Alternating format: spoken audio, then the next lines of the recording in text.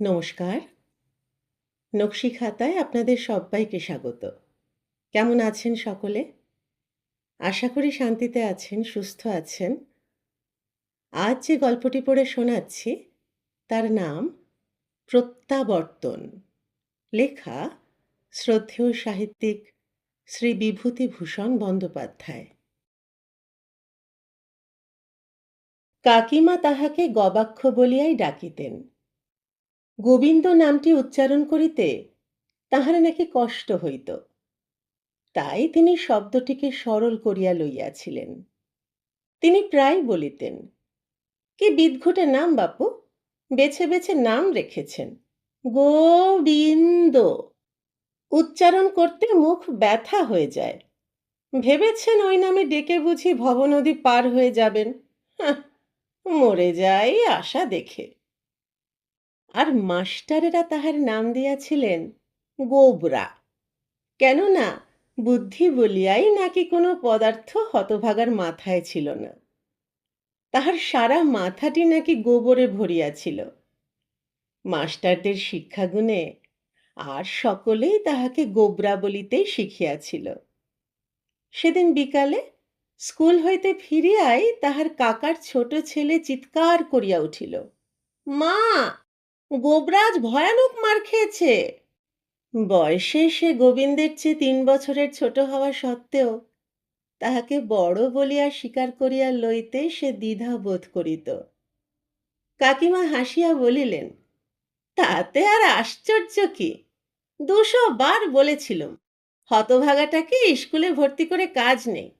তবু যদি এ অভাগীর কথা শুনবে, মাগি মরুক চেঁচিয়ে, ওনার বয়ে গেছে। কথায় আছে না, কানে দিয়েছি তুলো আর পিঠে বেঁধেছি কুলো। ওনারও সেই দশা হয়েছে। কেন মার খেয়েছে রে সেন্টু? সেন্টু সগৌরবে কহিল, পড়া পারেনি মা, কোনো দিনও পড়া পারে না। সেন্টু ও গোবিন্দ এক ক্লাসে পড়ে। কাকিমা গম্ভীর কণ্ঠে ডাকিলেন, গবাক্ষ, এদিকে আয়।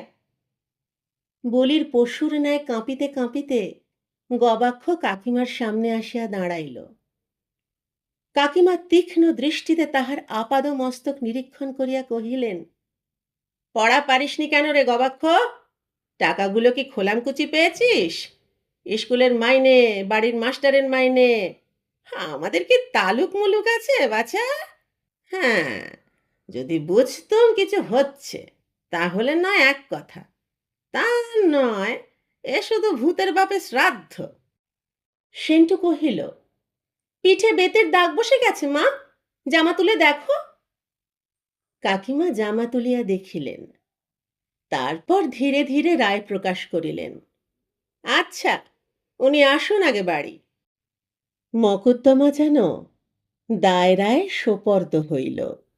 গোবিন্দ পড়া পারে না সত্য, কিন্তু তাহার পশ্চাতে একটি অতি সত্য নিহিত ছিল।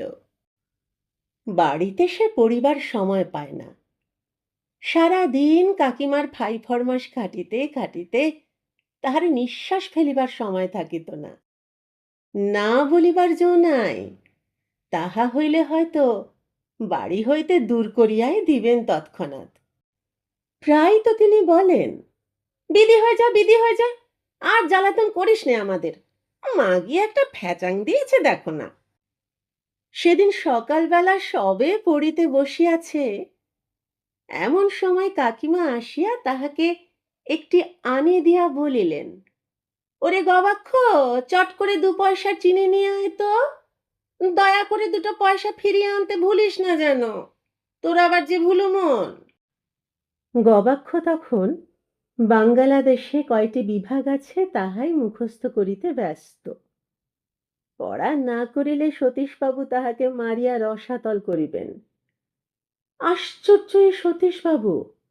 গাঁটটা মারিতে তিনি অত্যন্ত পটু। প্রথম দিন হইতে তিনি গবাক্ষকে চিনিয়া রাখিয়াছেন। প্রথমেই তিনি চোখ বুজিয়াই ডাকিয়া বসেন, গোবরা, এদিকে আয়। ওই ডাক শুনিয়াই গোবিন্দের রক্ত শুকাইয়া যায়। তারপর তিনি হয়তো প্রশ্ন করিলেন, বল, বাংলাদেশের রাজধানী কি? আর সেখানে কি কি দেখবার জিনিস আছে? এই ভূগোল পড়াটা তাহার কোনো দিনই হয় না। সতীশবাবু বলেন, তুই কি প্রতিজ্ঞা করেছিস পড়বি না? ছেড়ে দে বাবু, ছেড়ে দে। ভূগোল পড়িবার কথা সকালে, আর প্রতিদিন সকালে তাহার কোনো না কোনো ব্যাঘাত ঘটিবেই ঘটিবে। সেদিন সে ভূগোল পড়িবার দুর্জয় পণ করিয়া বসিয়াছিল। কাকিমার আনিটা মাটিতে রাখিয়া সে পড়িতে লাগিল, রাজশাহী, চট্টগ্রাম।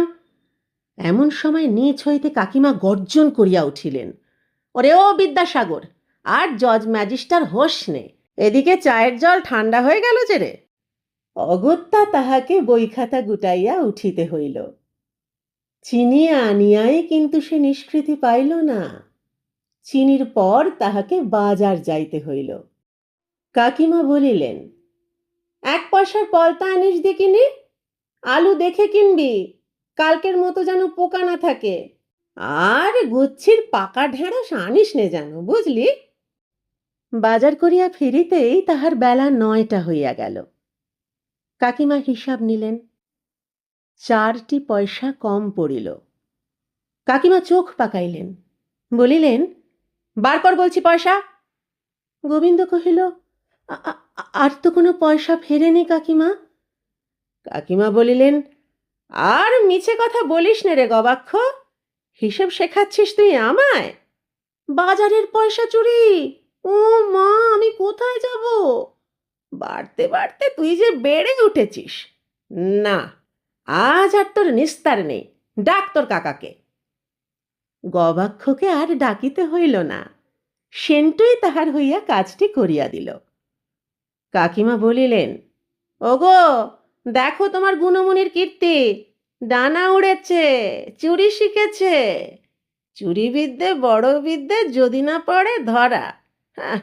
আজ বাজারের পয়সা চুরি করবে, কাল বাক্স ভাঙবে, পরশু সিন্দুক ভাঙবে।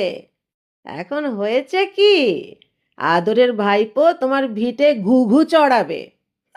দোষ যে আমার। কাকা নিজে হিসাব লইলেন, তথাপি সেই 4টি পয়সা কম পড়িল। শত চেষ্টা করিয়াও গোবিন্দ ওই 4টি পয়সার হিসাব দিতে পারিল না। সহ্যেরও একটা সীমা আছে। কাকা সহ্য করিয়া করিয়া সেই চরম সীমায় সেদিন পৌঁছিলেন। তিনি অকস্মাৎ মুহূর্তের মধ্যে অতিরিক্ত রাগিয়া উঠিলেন। তিনি উকিল, আজ দীর্ঘ 12 বছর ধরিয়া স্থিরভাবে ছোট আদালতে প্র্যাকটিস করিয়াছেন। চুরি জিনিসটার উপর তাহার দৃষ্টি সচরাচর সহজেই নিবদ্ধ হয়। তিনি গোবিন্দকে গুটি কয়েক জেরা করিয়া সাব্যস্ত করিলেন, সে পয়সা 4টি আত্মসাৎ করিয়াছে, তাহাতে কোনো সন্দেহ নাই। রাগিলে তিনি ভীষণ হইয়া ওঠেন। তিনি বলিলেন, দেখি তোর ট্যাঁক। অগত্যা তাহার ট্যাঁক দেখা হইল, কিন্তু পয়সা সেখানে পাওয়া গেল না। তখন কাকিমা হাসিয়া বলিলেন, এই বুদ্ধি নিয়ে তুমি ওকালতি করো, বলিহারি যাই। ও এত বোকা যে পয়সা তোমার জন্য ট্যাঁকে রেখে দেবে না? কথা শেষে তিনি হাসিলেন।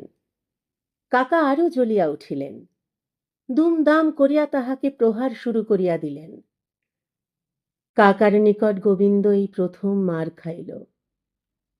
কাকাই যা এতদিন তাহাকে সুনজরে দেখিতেন, আজ তিনিও তাহার প্রতি বিরূপ হইলেন। তিনি চিৎকার করিলেন, হারামজাদার জন্য 200 দিন আমায় কথা শুনতে হবে। দূর হয়ে যা, দূর হয়ে যা। দুধকলা দিয়ে আমি যেন কালসাপ পুষেছি, দূর করে দিয়ে তবে ছাড়ব। চিৎকার করিতে করিতেই তিনি অবিশ্রান্ত প্রহার করিতে লাগিলেন। কাকিমা বকিয়া চলিলেন, দোষ দাও যে আমার, দেখো এবার ভাইপোর গুণ। গোড়াতেই আমি বলেছিলুম ওসব ঝঞ্ঝাট পুষো না, পুষো না। তখন যদি এ দাসীবাদীর কথা শোনে, মনে রেখো, গরিবের কথা বাসি হলে খাটে। পরিশেষে কাকা প্রহার করিতে করিতে ক্লান্ত হইয়া পড়িলেন। গোবিন্দ কিন্তু কাঁদিল না। মারিয়া কাটিয়া ফেলিলেও গোবিন্দ নাকি কাঁদে না, ইহা তাহার ছেলেবেলাকার অভ্যাস। তথাপি সেদিন কিন্তু তাহার মনটা বড় বিষণ্ণ হইয়া গেল। কলিকাতা তাহার নিকট ভালো লাগে না। প্রথম যেদিন তাহার বিধবা মা তাহার কাকাকে কহিলেন, ঠাকুরপো, এখানে বসে থেকে থেকে তো গোবিন্দ দিন দিন গোল্লায় যাচ্ছে, তুমি যদি নিয়ে যাও তোমার ওখানে, তাহলে ভারী ভালো হয় ভাই, তোমার সেন্টু মেন্টুর সঙ্গে ও একটু তাহলে পড়তে পারে, নইলে ওকে এই এতটুকু বয়সেই লেখাপড়া ছাড়াতে হয়। কি করব বলো, পেটে খেতে পাই না, তা আবার ছেলেকে বোর্ডিংয়ে রেখে লেখাপড়া শেখাবো। তবে তুমি যদি দয়া করো তাহা আলাদা কথা। কাকা রাজি হইয়া গেলেন। গোবিন্দ যেন সেদিন হাতে স্বর্গ পাইল। কলিকাতা তাহার শিশুকালের স্বপ্ন। এই তীর্থস্থান দেখিবার জন্য শিশুকাল হইতে তাহার মনে অদম্য পিপাসা জাগিয়াছে। সেই স্বপ্ন তাহার সফল হইবে। বেশ মনে আছে, সেদিন সে যেন হাওয়ায় হাওয়ায় ভাসিয়া বেড়াইয়াছিল, সারা দিন গ্রামময় ঘুরিয়া ঘুরিয়া তাহার পরম সৌভাগ্যের কথা ঘোষণা করিয়া মরিয়াছিল। নিঃশব্দে মধ্যাহ্নে ছিপ হাতে সোনাদিঘির পাড়ে বসিয়া মাছ ধরিতে ধরিতে তাহার সেই কলিকাতার কথা মনে পড়িল। সেই বুড়ো ফণিমনসার গাছটি তাহার নিকট তখন অতি সুন্দর বলিয়া বোধ হইল। তাহাকে যেন নতুন করিয়া রঙিন কাঁচের মধ্য দিয়া দেখিতে লাগিল। দিঘির ধারে অসংখ্য তাল গাছ স্থির হইয়া দাঁড়াইয়াছিল, বাতাস যেন বন্ধ হইয়া গিয়াছিল। জলের উপর একটি স্পন্দন পর্যন্ত ছিল না। ওপাশে সারি বাঁধিয়া পদ্ম ফুটিয়াছিল, পদ্মের পাতায় দিঘির কালো জল ঢাকিয়া গিয়াছিল। দিঘির ধার দিয়া দুটি পাতিহাঁস পাশাপাশি সাঁতার কাটিয়া চলিয়াছিল। দূরে একটি কাঠঠোকরা অবিরত ঠক ঠক করিয়া মাথা খুঁড়িয়া মরিতেছিল। সেদিন বনশোভা দেখিয়া গোবিন্দের চোখ অশ্রুতে ভরিয়া গেল। তাহার ফাতনা ডুবিয়াছে কি ভাসিতেছে, তাহার ছিপে টান পড়িল কি না, সেদিকে তাহার হুঁশ ছিল না। সে পরক্ষণে কাপড় দিয়া তাহার অবোধ অশ্রুকণাগুলি চুপি চুপি মুছিয়া ফেলিল। কিন্তু তাহার শহরে যাওয়ার আনন্দ তাহার গ্রাম ত্যাগের দুঃখের চেয়ে গভীর হইয়াছিল। কিন্তু কলিকাতায় আসিয়া তাহার দীর্ঘদিনের মধুর স্বপ্ন ছিন্ন ভিন্ন হইয়া গেল। তাহার মনোরাজ্যের কলিকাতাকে সে ফিরিয়া পাইল না। এখানে আকাশ নাই, বাতাস নাই, সবুজ ঘাস নাই, সন্ধ্যার সূর্যের অগণিত রঙের খেলা নাই। এখানে মানুষ মানুষকে ভালোবাসে না, মানুষ মানুষকে হিংসা করে, ঘৃণা করে। এখানে আছে কেবল পড় পড়, উঠিতে বসিতে সর্বক্ষণ সে শুনিতেছে পড় পড়। পড়ার যূপকাষ্ঠে এখানকার সকলেই বলি প্রদত্ত। এখানকার পাঁচিল ঘেরা ক্ষুদ্র পরিসর গৃহকোণে পড়িয়া থাকিয়া বন্দি জীবন কাটাইতে সে সহসা হাঁপাইয়া উঠিয়াছিল। ছুটোছুটি করিয়া খেলিয়া বেড়াইবার স্থান এখানে নাই। কলিকাতা তাহার নিকট কারাগার বোধ হইল। সেদিন স্কুলে গিয়া সে তলাইয়া তলাইয়া অতীতকে দেখিতে লাগিল। সকলেই তাহাকে দূর করিবার জন্য উন্মুখ। এখানে তাহার ঠাঁই নাই। কিন্তু সে পয়সা চুরি করে নাই। আলুওয়ালাই তাহাকে ঠকাইয়া 4টি পয়সা লইয়াছে।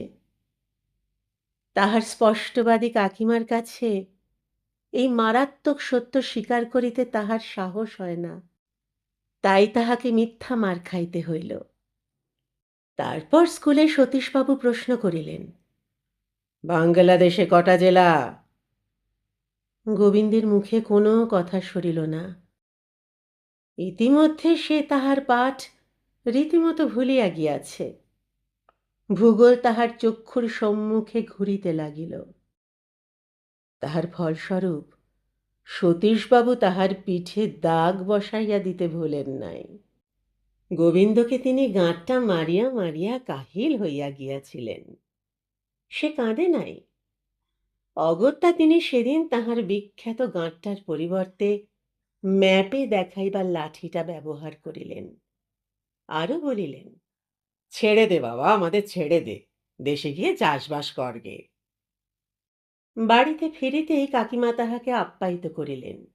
মানিক আমার, সোনা আমার, এসো, লিখে পড়ে এসেছ, এক বাটি দুধু খাও। সেই প্রথম গোবিন্দ প্রতিবাদ করিয়া বলিল, না, আমি খাব না। কাকিমাও বলিলেন, ও বাবা, কুলোপানা চক্কর, না খাবি তো আমার ভারী বয়ে গেছে, আমার সাধবার গরজ। কাকিমা সাধিলেন না, গোবিন্দ খাইতে চাহিল না। সে চুপি চুপি চিলকুঠিতে উঠিয়া গেল। চারিদিক নিঃশব্দ। সন্ধ্যা তখন ঘনীভূত হইয়াছিল। মাথার উপর নক্ষত্র খচিত নীল আকাশ বিস্তৃত হইয়া পড়িয়া রহিল। আকাশের এক কোণে এক ফালি চাঁদ উঠিয়াছিল। তাহার পশ্চাতে একটি বৃহদাকার নক্ষত্র ধকধক করিয়া জ্বলিতেছিল। দক্ষিণের উদাস বাতাস ধীরে ধীরে বহিয়া যাইতেছিল। গোবিন্দর অনেক কথাই মনে পড়িল। ছেলেবেলা হইতে আরম্ভ করিয়া অনেক কাহিনী তাহার স্মৃতি সমুদ্র মন্থন করিয়া উঠিতে লাগিল। সুখ দুঃখ মিশ্রিত কত ক্ষণস্থায়ী দিনের মনোরম ইতিহাস। দূরান্তর হইতে সেই গ্রামের আহ্বান আসিয়া পৌঁছিতে লাগিল। সেই পাকা সোনার ধান ক্ষেত, নিস্তব্ধ সোনা দিঘি, আশপাশে তালের বন, সবুজ বাঁশের ঝাড়, হলদে পাতায় ভরা বনপথ, মর্মর শব্দ, হাস্যোজ্জ্বল শিমুল গাছ, চিক্কণ পত্র শোভিত তেঁতুল গাছ, সব কিছু মিলিয়া তাহার নিকট অপূর্ব শোভা ধারণ করিল। সেই যে প্রতিদিন পাঠশালা হইতে ফিরিবার সময় পথের ধারের কলকে ফুল হইতে মধু চুষিয়া খাইত, সেটি যেন আজ তাহার নিকট বড় প্রয়োজনীয় বলিয়া বোধ হইল। তাহার সোনার দেশ, সোনার মাটি, ইছামতির ধীর কলধ্বনি, দু একখানি জেলে ডিঙ্গি, সন্ধ্যায় কম্পমান জলের উপর সহস্র সূর্যমূর্তি, নিঃশব্দ প্রকৃতি তাহার নিকট বড়ই মধুর বোধ হইল। তাহার মার কথা মনে পড়িল। সেই স্নেহময়ী জননী দক্ষিণে কত আশা করিয়াই না তাহাকে শহরে পাঠাইয়াছিলেন। যদি তিনি ঘুণাক্ষরেও জানিতেন শহর কি বিষাক্ত, কি বিশ্রী, কি বিস্বাদ।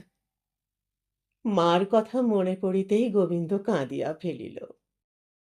অশ্রু আর সে রোধ করিতে পারিল না। আজ তাহার জন্মদিন। ভাদ্র মাসে এক শুক্রবারে তাহার জন্ম। এই দিন মা তাহাকে পরমান্ন রাঁধিয়া দেন, খাইবার সময় তাহার সামনে প্রদীপ জ্বালিয়া দেন, শাঁখ বাজান। আজ তাহার জীবনের একটি বিশেষ দিন। ভাদ্র মাসের এই শেষ শুক্রবার। হে বৎসর, তাহার জন্মদিন বৃথাই কাটিল। কতদিন সে তাহার মার সংবাদ পায় নাই। তিনি কেমন আছেন তাহা জানিবার জন্য তাহার মন সহসা ব্যাকুল হইয়া উঠিল। সন্ধ্যায় পড়িবার সময় তাহার অতিবাহিত হইতেছে। না, সে আজ আর পড়িতে যাইবে না। সেই তো ছোট ঘরখানিতে বসিয়া চিৎকার করিয়া পড়িতে হইবে। এতটুকু থামিবার অবকাশ নাই। তাহা হইলেই মাস্টারের শাসনদণ্ড, সেই বিশ্রী ট্রান্সলেশন, সেই উৎকট গ্রামারের কসরত, এসব কিছু তাহার ভালো লাগে না। না, সে লেখাপড়া শিখিতে চায় না। এইরূপ কত কি আকাশ পাতাল ভাবিতে ভাবিতে কখন সে নিজের অজ্ঞাতসারে ঘুমাইয়া পড়িল। কতক্ষণ ঘুমাইয়াছিল তাহা হুঁশ নাই।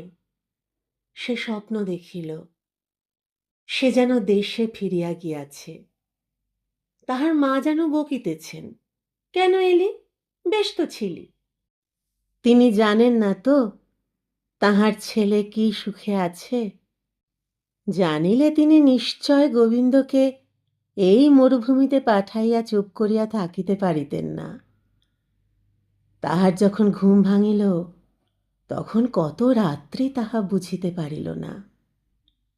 কেবল এইটুকু বুঝিল রাত্রি গভীর হইয়াছে, সকলেই যে যার গৃহে নিঃশব্দে পড়িয়া ঘুমাইতেছে।